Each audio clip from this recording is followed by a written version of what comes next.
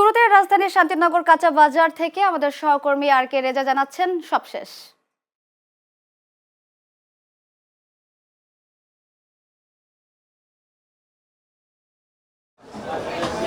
Lima, আপনি যেমনটি জানতে চেয়েছিলেন, আমি এই মুহূর্তে অবস্থান করছি রাজধানীর শান্তিনগর যে কাঁচা বাজারটি রয়েছে।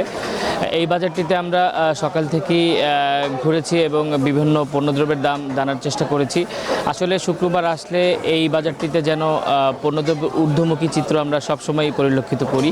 আমাকে ক্রেতারা জানিয়েছেন যে সবজি একেবারে 100 টাকার নিচে সবজি একেবারেই নেই। এছাড়া আমরা মাছের বাজারও অনেক ঊর্ধ্বগতি লক্ষ্য করেছি, বিশেষ করে যেগুলো দেশি মাছের দাম একেবারে চড়া। বিশেষ করে আমি কই মাছের দাম, দেশি কই মাছের দাম 2200 টাকাও হতে দেখেছি। আমি বর্তমান পরিবেশ পরিস্থিতি দেখানোর চেষ্টা করছি। আমি রাজধানীর শান্তিনগর কাঁচা বাজার যেটি রয়েছে সেখানে আমরা সকাল থেকে ঘুরেছি। এখানে পটল 100 টাকা, মরিচ 100 টাকা, করলা 100 টাকা, বেগুন 100 টাকা।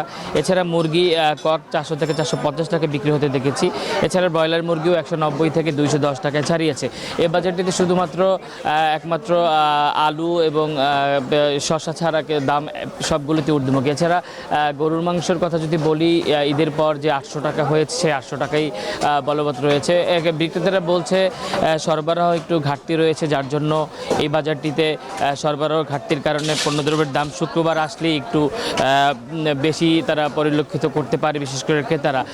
বিক্রেতারা বলছেন যে যারা পাইকার যারা রয়েছেন তাদের থেকে তারা এ সপ্তাহে বেশি দাম দিয়ে কিনে নিয়ে আসার কারণে বেশি দামে বিক্রি হচ্ছে। ক্রেতারা বলছেন যে পাইকারদের সিন্ডিকেটের কারণে খুচরা বাজারে যেটি এফেক্ট পড়ে সেটি দেখার দায়িত্ব বর্তমান সরকারের। বাণিজ্য মন্ত্রণালয় যদি ঠিকঠাকভাবে এই সিন্ডিকেটটি ভেঙে দিতে পারে তাহলে পণ্যদ্রব্যের দাম যেটা ঊর্ধ্বমুখী ছিল সেটা ক্রয় ক্ষমতার মধ্যে চলে আসবে বলে জানিয়েছেন ক্রেতারা। তো এই ছিল আমার কাছ থেকে রাজধানীর শান্তিনগর বাজার থেকে বাজার দরের সর্বশেষ আপডেট। লিমা,